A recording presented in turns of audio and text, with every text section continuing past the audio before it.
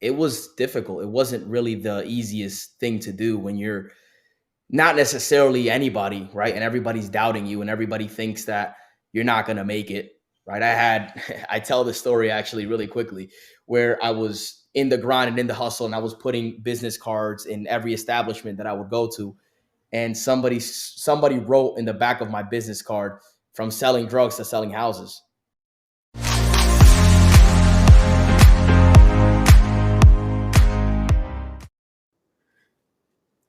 Once again, here we are. Welcome to the Fabian Bias Podcast, your favorite podcast, fast becoming that. Thank you for joining us. We got a really special guest this time around, a really good friend of mine, a young man who's doing a lot of amazing things in business, helping other men. Really, really phenomenal young man.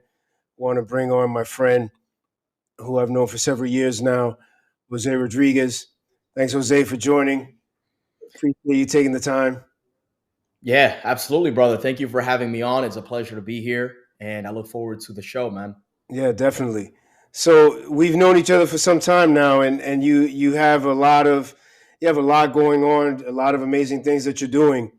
Uh, if you would tell us a little, because you're primarily a real estate entrepreneur. You do a lot of things in that space.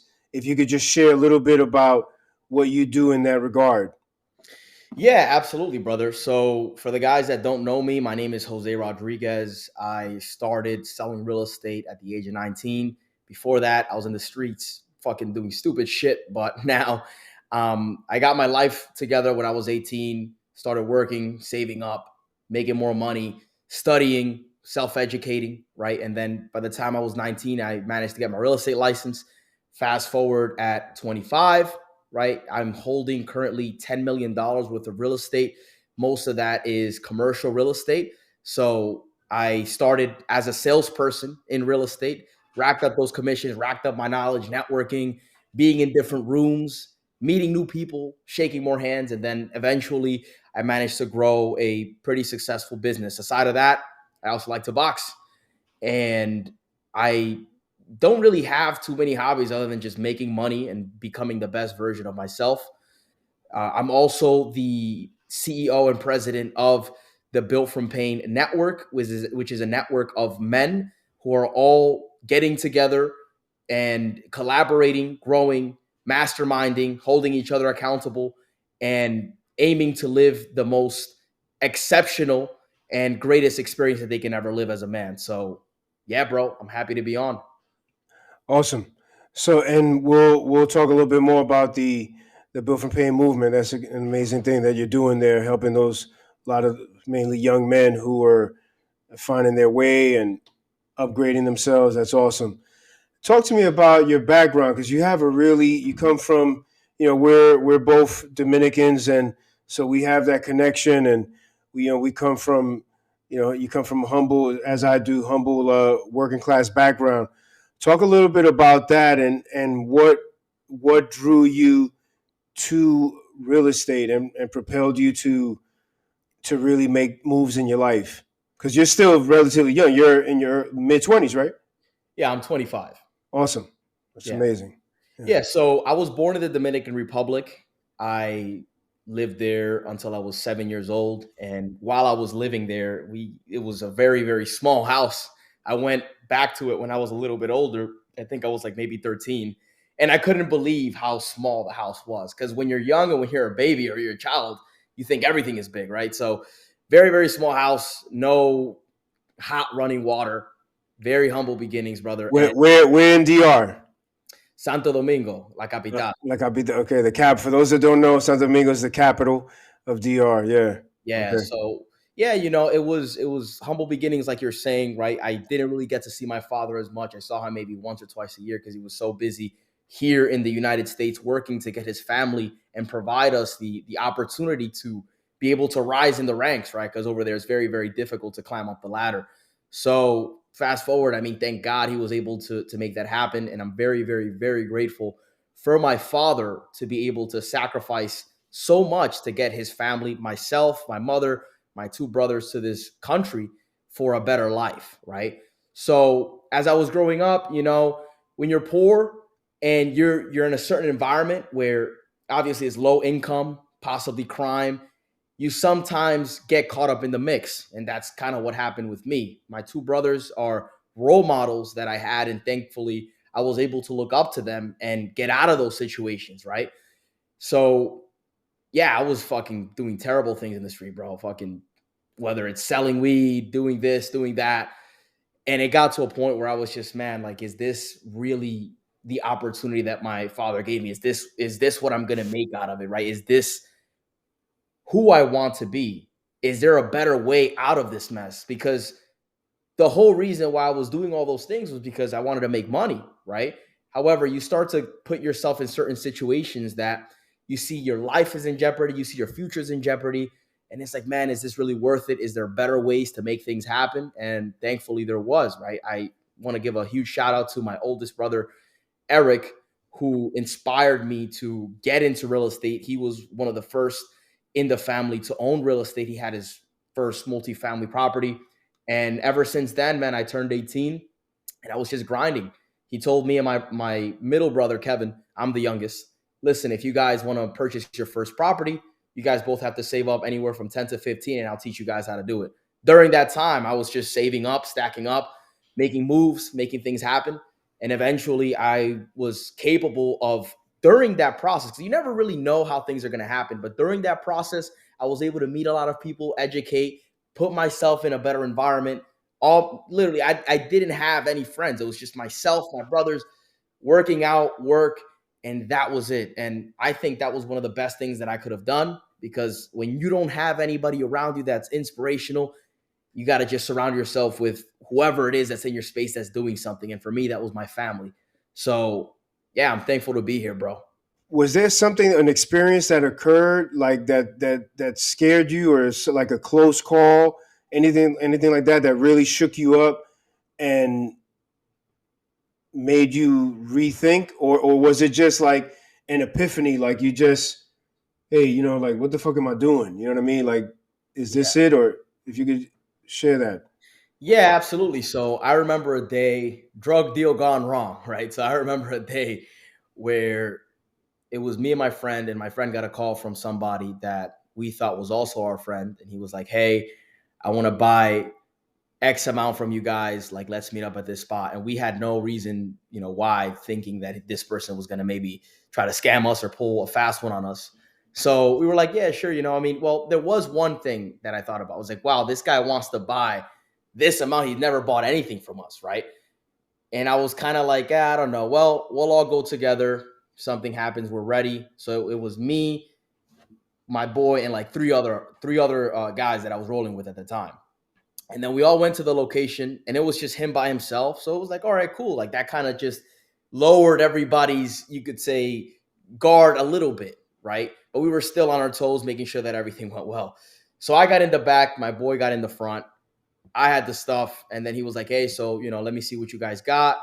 And they were like, well, let me see the money, right? Let me see if you have the proper exchange. And my boy was like, well, no, the other dude was like, well, nah, I want to see, make sure that it's quality stuff. I want to see what you guys are dealing with. And my boy looked at me and he was like, it's all right, whatever. Just like let him see it. It's just fucking him by himself. What the fuck is he gonna do, right? So he opened the bag, he smelled it, was like, all right, this is good stuff. Let me be right back. I got the money in the trunk. So that's when I knew that certain things were kind of going south. And I was like, fuck, bro. Like, all right, well, it is what it is. We're here. Let's just do what we have to fucking do and get the fuck out of here. So I hear him talking to somebody on the phone. I hear like tools scrambling. I'm like, man, what the hell's happening? So he gets in the car. This fucking dude gets in with a hammer. And he's like, all right, both of y'all get the fuck out. And we kind of looked at each other. And I was in the back. I was like, listen, bro, like if you don't have the money, it's cool. Just give us the stuff, and we could go on our way. Like we don't have to do all of this. Nah, blah blah blah, whatever. So immediately, my boy in the front like grabbed him. He had long hair. He grabbed him by the hair, fucking started, just basically put him on a hold. And I kind of helped him out. Then three of our boys hopped in. We got our shit. We got the fuck out of there. And that was kind of like, I was like, man, like that was weird. That was the first time something like that has ever happened. So Out of the whole time we were doing well, we were making some money. But when that happened, I started thinking, man, like once you start doing well, people are gonna see that you're doing well, and people are gonna want to take you out, right? People are gonna want what a little piece of that pie that you're getting because that's how people are. People are stingy, people are greedy. So whatever. That night didn't end though, right? So I actually had to take my girl at the time on a date because it was her birthday. So we went back. One of our homies, he was the only one that had his own place, and they went over there, chilled, making sure that everything kind of cooled down for a little bit. And I went on this date with my ex, right? And then I get this phone call in the middle of the date, and it's like, "Yo, there's these guys coming around. They're saying all these things, blah blah blah. We're getting these phone calls. We need you to come back." So I ended up going back. Had to stop my date, had to drop her off, come back, and now deal with this situation. And I was like, man, like at this point, I was paranoid because now I'm thinking, okay, it's not about just this dude. It's now that all these other dudes that are friends with this guy now supposedly are trying to settle the beef and try to get back at us, right? So then, man, I entered the house. I had like 10 of my boys. We were all ready to go to war, basically, right? And then at that moment, I started to think about, man, like if I'm gonna be doing this on a scale, I gotta start I gotta start doing something else. Like I gotta maybe buy a gun, get some protection because I didn't have anything like that, right? Maybe a pocket knife, that was it. But now I gotta start investing in more protection. And that's the moment that it hit me right there. I was like, all right, well, I'm already thinking about getting a firearm for the wrong reasons, right? And probably it was gonna be an illegal one at the time because I was fucking 17. And I started thinking about all these things, and for a second, I zoomed out of the chessboard and I started to see where I was going if I continued to make these moves in the chessboard. I started to see 5, 10 moves ahead. And the only thing that I saw was either being dead or in prison. Those are the only thing. Right. So then after that, I was just kind of like, man, like this is kind of getting out of pocket, right? This is too much. So then after that point, I was like, you know what? I think that there's something that I could do that will possibly create a better life for me because at the end of the day, even if let's say I would have gotten robbed or somebody would have done something and killed me, right? Who the fuck is going to care about me? Nobody. Everybody would have just gone to live their life and I would have just been a nobody. I would have been a statistic. And I was like, is this really how I wanted my life to go? Is this really the legacy that I want to leave behind? Am I my father's son by me continuing to be this way and do these things? And the answer was just flat out no, right? So I knew I didn't want to go to college. I knew I didn't want to be in the street doing stupid shit. So that was like, all right, well, let me see what else I can do. And then I knew that opportunity of real estate was there because my oldest brother was doing it. And shout out to Kevin because he ended up hooking me up with a job that kept me focused. I was working overtime. By then, I was working 60 hours a week minimum, doing overtime, making sure that I'm staying on the right path, on the right purpose, hitting the What? gym, Yeah. you What know. kind of work were you doing then at that point? So that was surveying. That was Okay. surveying. Yeah. So my brother's more on the engineering So side. so in related to real estate, but different, right? Yeah, Yeah. it's a little bit different. So for some of the guys that are not familiar with what surveying is basically you're going out there measuring, finding property corners, measuring additions, and making sure that you understand where your property is located on a geographical location. So that's what I was doing. I did that for about a year. And then after I did that for about a year, that's when I transitioned into real estate sales and so far and so forth. And we'll talk a little bit more about this later when we talk about your movement, but what you stated and your experience coming up as a kid, so many, I mean, it's countless stories of young men that have gone the wrong way and have lost their life, or have lost a significant amount of life. So we'll tie it in later on to your movement because I know you're helping a lot of men, a lot of young men, really better themselves. But so now going back to the real estate, so now you start, and what was so now you're surveying, but then did you get into investing right away, or what were you doing? No, so what I was doing was I was working again. I was slaving away, man, at that job, and I had a great boss. He was really a good person. like unlike the other jobs, I had so many jobs. Even before that, I mean, this is something that I really didn't get to mention in the story that we just went over. But I had countless jobs, and even in school, I was a hustler. Right, I would bring cards to school every day, and I would skip lunch, or not skip lunch, skip classes to go to lunch and play cards and hustle other kids for money. That's actually how I bought my first car. I would play this game called Crazy Eights, and I would just hustle kids for money. I saved up $1,000 and I bought a piece of shit 1997 Honda Civic that it was only good to drive from point A to point B.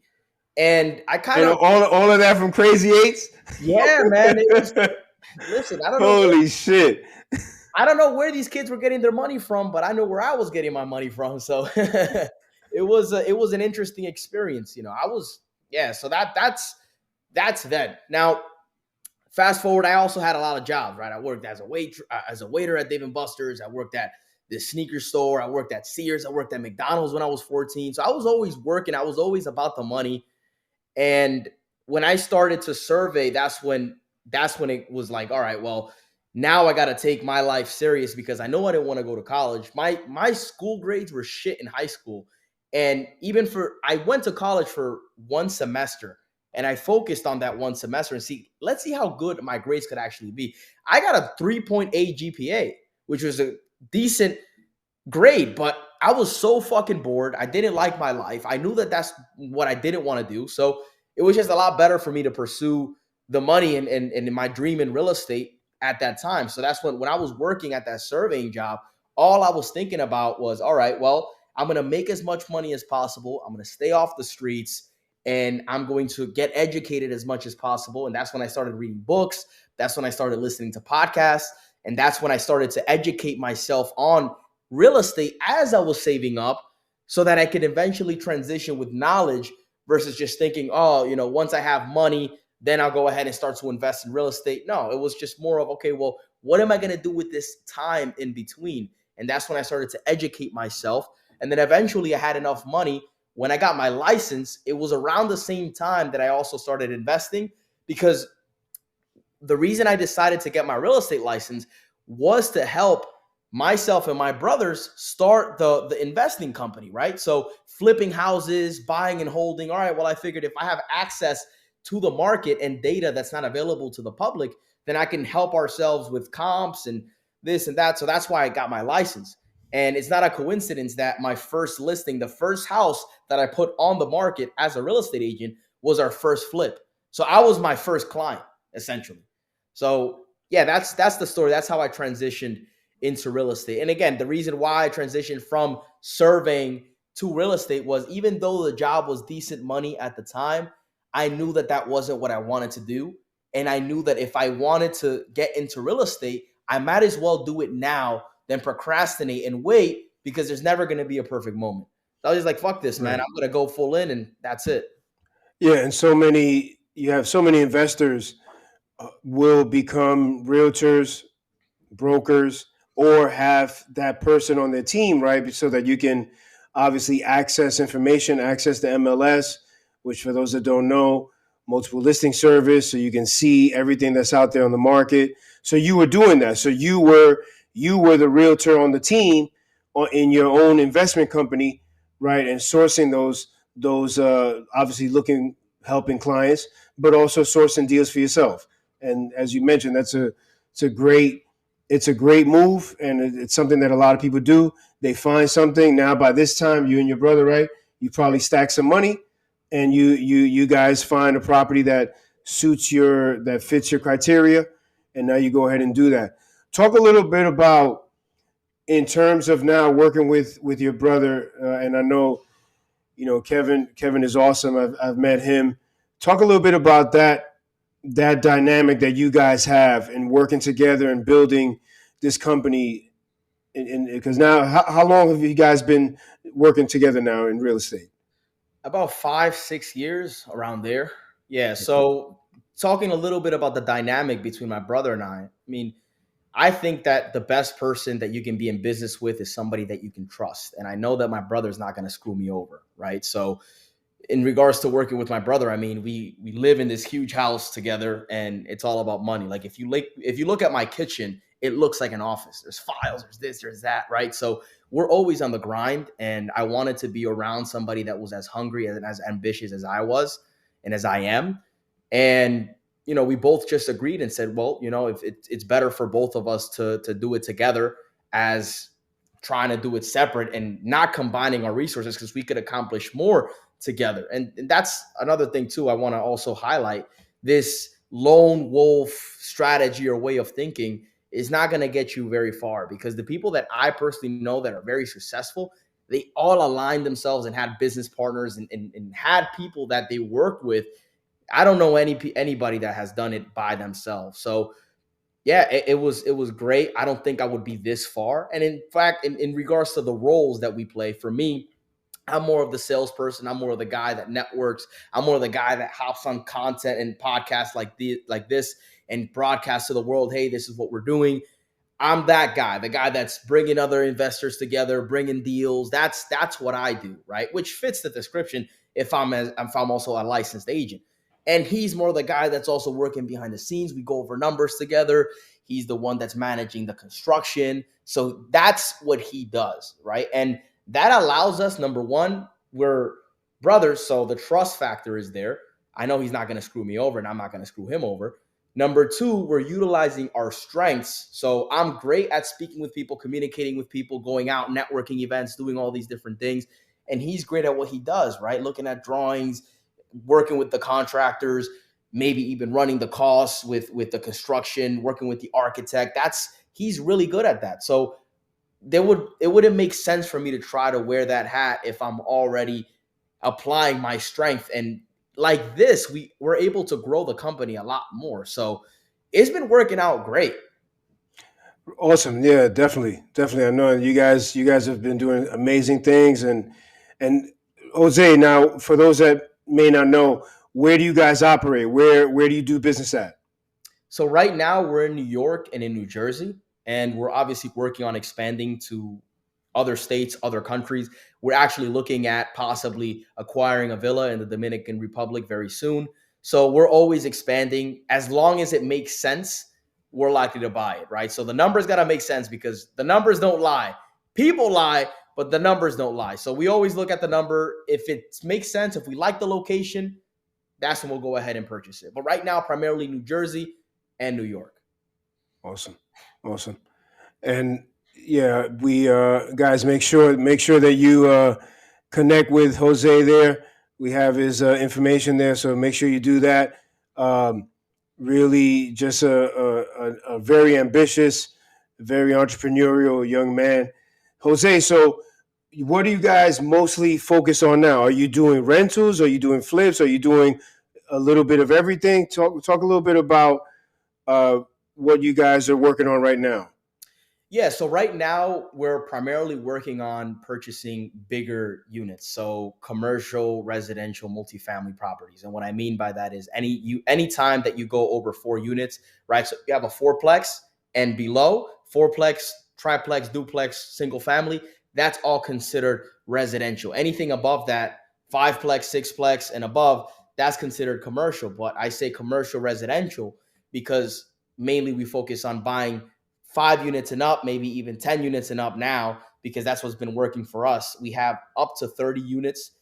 We have a 10 unit, we have 2 9 units, and then we also have 2 houses that we recently purchased that are going up in value tremendously. So that's what we have right now. And we're focusing on building that portfolio, buying more commercial, residential, mainly apartments, right? That's what I was saying on the residential and apartments. And right now, most of our assets are in New Jersey, and we're also expanding. So I've been having conversations with my oldest brother, the OG. He moved to Houston, right? But he's still doing his thing. He's killing it in Houston. So right now we're actually working in a collaboration and focused on raising more money, because our next venture is most likely going to be developing duplex houses out there in Texas, right? He's had a model that's been very beneficial for him. He's making a lot of money. He's making a lot of other people money. So we want to definitely collaborate and see if we could even do bigger. So Right. those are some of the things that we got cooking up right now. Awesome. That's great. And you guys have also developed, right? You've developed something here in the Jersey area as well, right?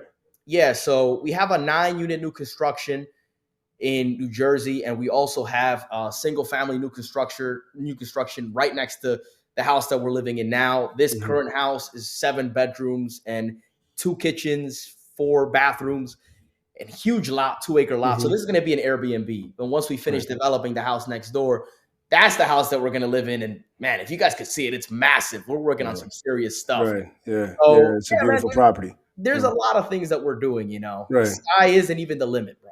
Yeah. And you said the portfolio right now is about 10 mil.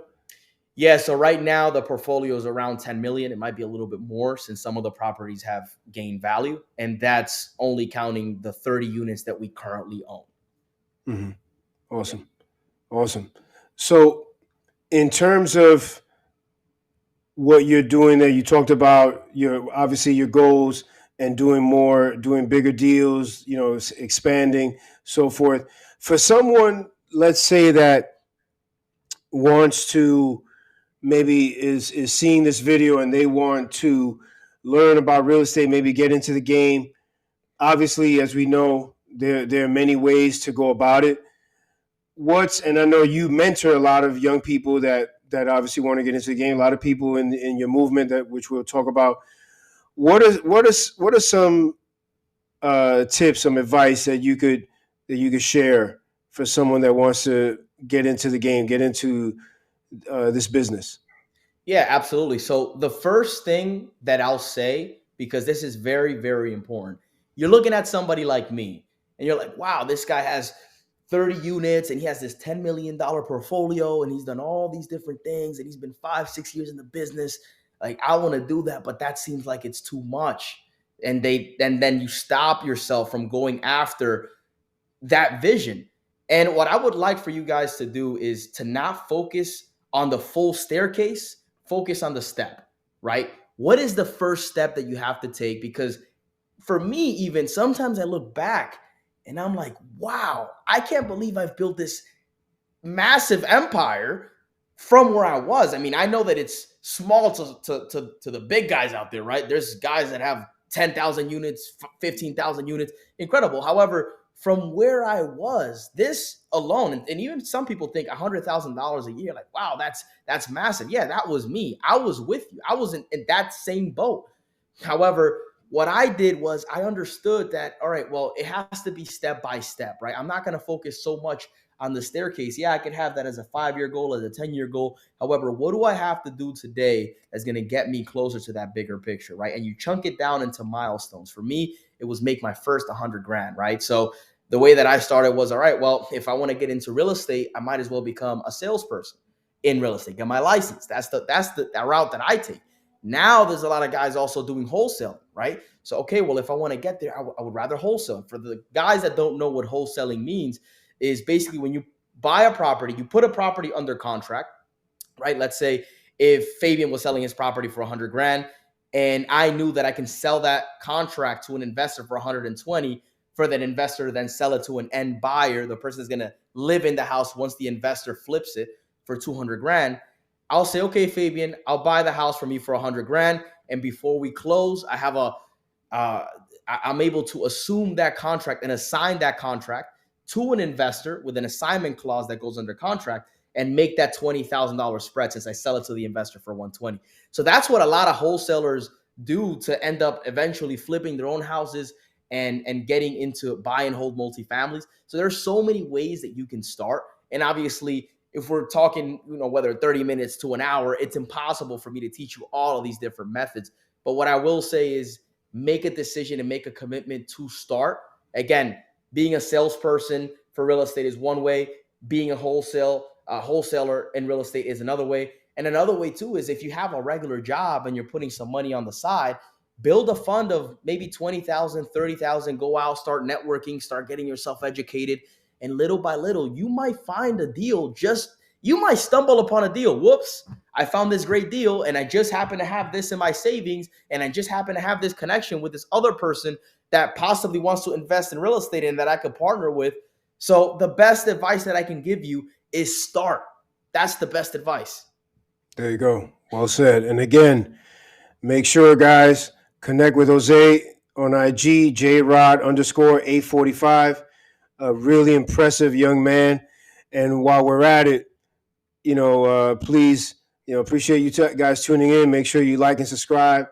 You're not going to find another quality podcast like this. So we're bringing just some incredibly talented men. A lot of them are friends of mine who are just really exceptional at what they do. So we appreciate you like and subscribing. Right, stay tuned. Stay a while. So with that said, brother, getting now to the movement because that's really interesting. When we first met, and I saw that you had also not only were you having a very successful real estate career, you were also giving back. You were also helping other people, who maybe have come from similar backgrounds as we do, so forth. So I want to give you the floor and talk a little bit about the Built from Pain movement, which you guys can check out there, thebfpnetwork.com. Really, really interesting. I've met a lot of the guys there. You guys are doing some amazing things. Jose, talk a little bit about that. First of all, talk a little bit about what was the motivation. When did that come about? And because Yeah. I think that's fascinating. Yeah. So just want to go ahead and give everybody an insight, right? It goes back to what I mentioned earlier. The lone wolf mentality, get that out of your head because we all need people to grow, right? And people underestimate the influence that other people have on them. They underestimate the environment, right? Think about it. I was on the street getting influenced by the people that were on the same street as me that were selling drugs. So guess what I started doing, right? It's a pull. Your environment is a pull. So when I got my real estate license, actually 2 weeks before I got my real estate license, I understood that concept because I lived it and I was on the wrong side, right? So I understood how influential your environment can be. So 2 weeks before I got my real estate license, I actually decided to join a mentorship program, right? By somebody who was really successful in real estate. Now, he wasn't in my immediate location. He lived in California, right? And he was killing it, absolutely killing it. So I was like, man, I want to be around this guy. He gets right to the point. He's not sugarcoating anything and he's doing well in the business. So I got into his network and he had about maybe a couple people on there when I first joined. I was one of the first people that joined his network. And I was a student that was consistent and committed to the game. And because of that, because of his help, right? So I found a mentor, right? I found a mentor. Because of that mentor's help, I managed to scale to six figures because, yeah, I also had my brother as a mentor. But when it came down to real estate sales, I also became the rookie of the year for Keller Williams and I worked with them. And I was the youngest guy on the stage, holding my certificate for the top eighth agent in the company, over 250 agents in the office, right? So I also killed it as a salesperson selling houses. How was I able to do that? How was I able to break the six figures and then eventually accumulate my real estate portfolio to $10 million? I had people in my corner and I had the proper support and was around the proper environment that kept me on my toes. So I understood this mentality. However, fast forward for men, I didn't really see an environment where they were really catering to the men's need, right? So we all have, as a man, we all have a burden of performance, right? Whether it's with money, whether it's with women, whether it's with all these different things, it's about status, right? And I saw that there wasn't really a lot of people out there that were speaking about the masculine frame and that was helping the men, not just with their money situation, but with everything in life. So I decided to start up a network where now we can teach men and we can get together, network, and talk about how to be more of value to your community, right? How to make more money, how to dress better, how to impact your mindset to now handle more high pressure situations and be okay with handling the stress that comes with business, right? And with life, because that's very important. So I decided to create this community because I didn't see anybody really doing it. So after I decided to create the community, I saw that a lot of people were getting results from it. And that's when I really just started shouting, hey guys, we're here, we're doing it, we're making it happen. These are the testimonials that we have. They're also killing it. And I got some of the guys in the movement in the BFP network that are just absolutely crushing it, man. It's incredible what you can do when you get people together that are on the same page and actually accomplish things. When did you start the network? So I started the network back in 2020. So it's been a few years now. And so During far, COVID? yeah, yeah, during Wow. COVID. Yeah, during Wow. I mean, and that's another thing too. That probably was an inspiration as well, because during COVID, everybody was scared, everybody was staying inside. There were so many people that were trying to just isolate themselves and just kind of hide in the shadows. Where I was like, nah, man, we're here, we're still getting the work done. I want to talk to the men that are still ambitious and are willing to get after it. And those dudes came and they're doing well now. So we're just replicating the system that works and making as many men being at the top of their career, at the top of their life, so that they can gain the best experience. What have you seen? What are can you give us like a story of someone? Obviously you don't have to get specific with names or anything like that, but just a success story, someone that you could a story that you could share, an example of a young man who turned his life around through that network. Yeah, absolutely. So I have a student and an active member in the network who, when he first started, he was also a licensed agent. And this is actually going to help with the question you asked before on how to get involved into real estate and the best way to start. He was a licensed agent. He wasn't really doing so well in the business, or he was doing all right, but it wasn't really where he wanted to be. Actually, it got to a point where he was not doing well at all. He couldn't even afford fucking gas. He had to sell his car. Like it was bad.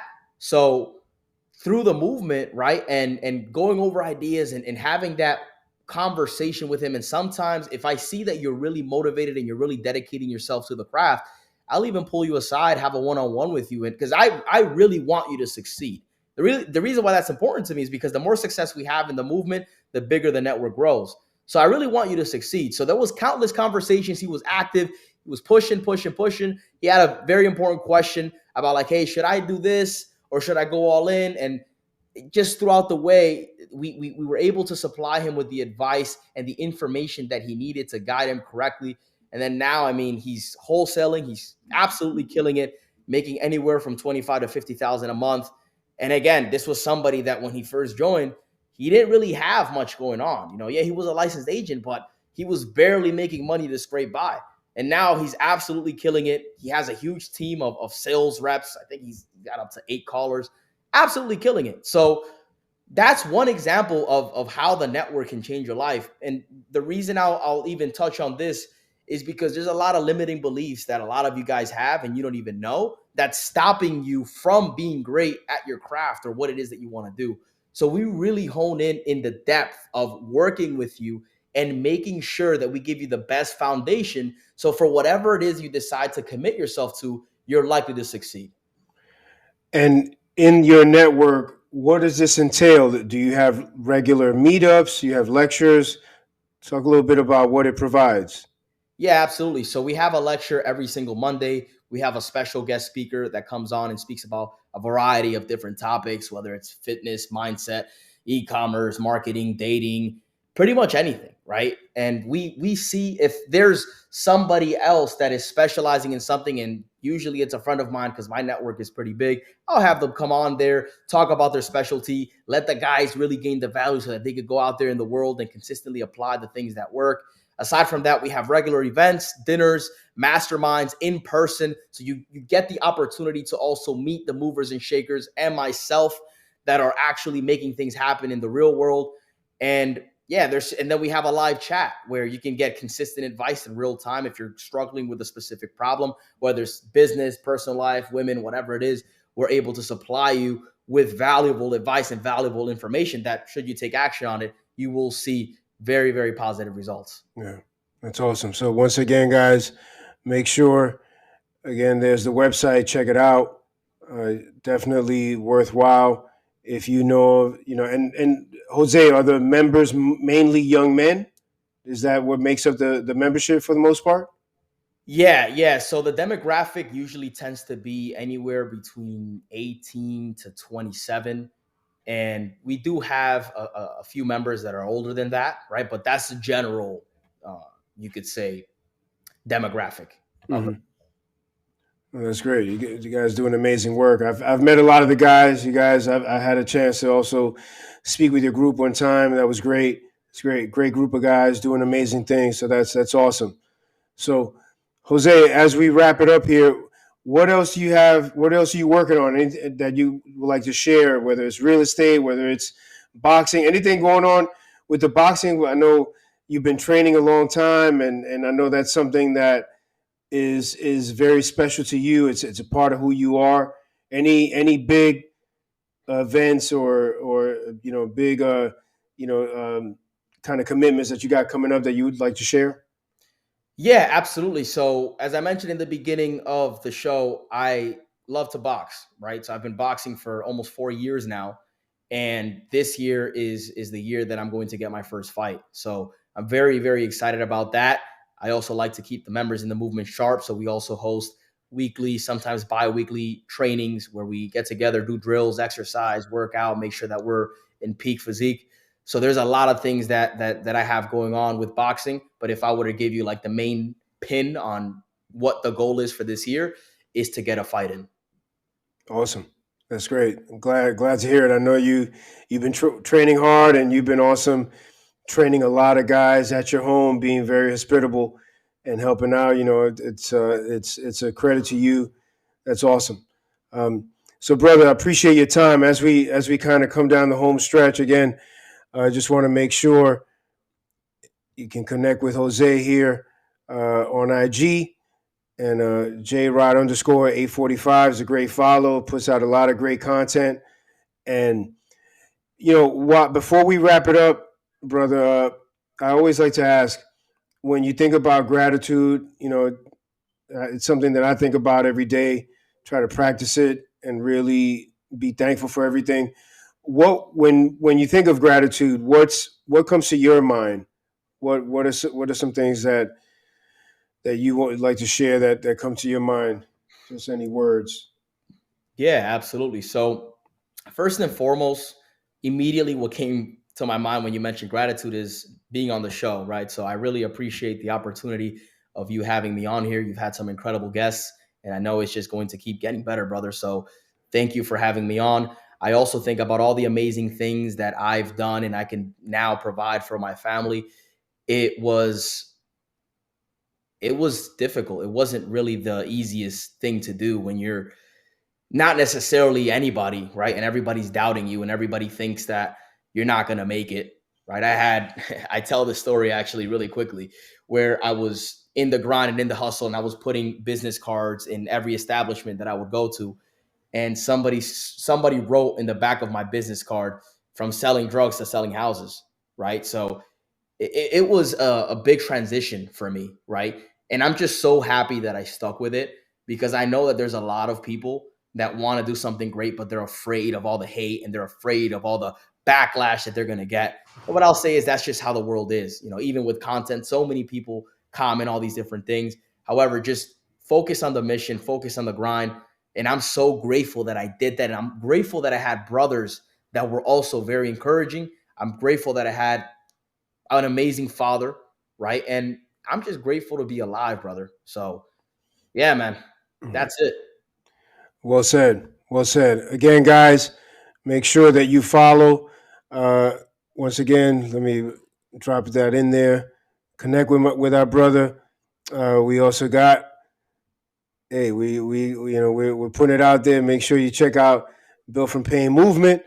And of course, you can't forget, make sure that you like and subscribe, guys. We have a lot of great content coming. So appreciate you guys jumping on here. Jose, thank you so much for taking the time. Really appreciate you, and I really admire you, what you've been doing, and all the great work that you've been putting in, just hustling and also helping other people. You're always helping other people. You literally open your door to help guys, to bring guys into your home, whether it's to train, to mastermind. That's what it's about. That's what brotherhood is about. So I wish you all the very best. You, your brothers, your family, everything, and all the best. And just really, I'm happy for you because I know that I can imagine how proud your parents are in when they look at their sons and what you guys have become. So that's really awesome. Thank you, brother. Yeah. Yeah. Thanks so much. Guys, thanks for tuning in. And we'll catch you on the next one.